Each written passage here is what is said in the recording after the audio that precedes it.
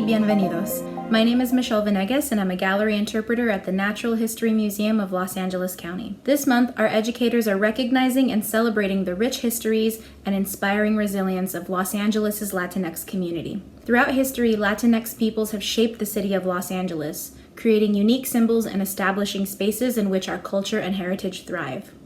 Our video today will explore the story of what became the largest movement of Chicano youth leaders in the history of Los Angeles, the East L.A. Blowouts. In 1967, Mexican-American students made up approximately 75% of the student body in East Los Angeles high schools. The dropout rate was nearly 60%, and students who did graduate were averaging an 8th grade reading level. The schools offered very few college prep courses, if any, and many students were funneled into low-skill vocational programs and classes for students with mental disabilities.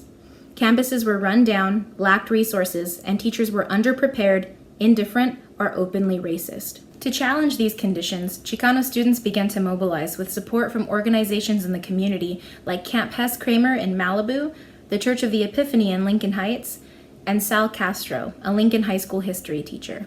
From March 1st to March 8th, 1968, nearly 15,000 students from Lincoln, Garfield, Roosevelt, and other high schools across East Los Angeles walked out of their classrooms to demand a better education. Some of those students were met by administrators locking gates, and others were met by baton-wielding police officers who beat and jailed them. But the students started a movement that spread through the community, uniting parents and teachers to fight for equality, opportunity, and change for Chicano students.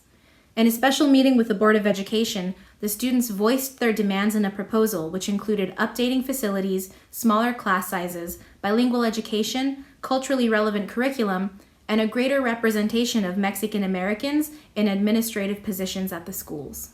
Although not all of these demands were met by the board, in fact very few were, the movement that was born in March of 1968 forever changed the nature of the education system for Latinx students. A year following the blowouts, enrollment of Mexican American students at UCLA increased from 100 to nearly 2,000, and in the coming decades, college enrollment would increase from 2% to 25%. Colleges and universities across the country began developing Chicano studies programs, and LAUSD saw a rise in the number of Mexican Americans stepping into administrative roles in schools across the city.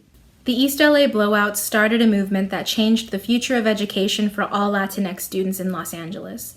And the legacy of that movement lives on in people like me, a college-educated Chicana. I'm proud to have a personal connection to Lincoln High School. It's where my dad graduated, and it's where I did student teaching for my teaching credential.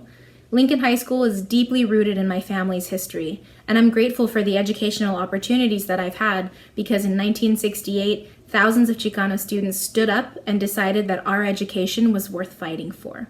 Thank you so much for joining me. Thank you.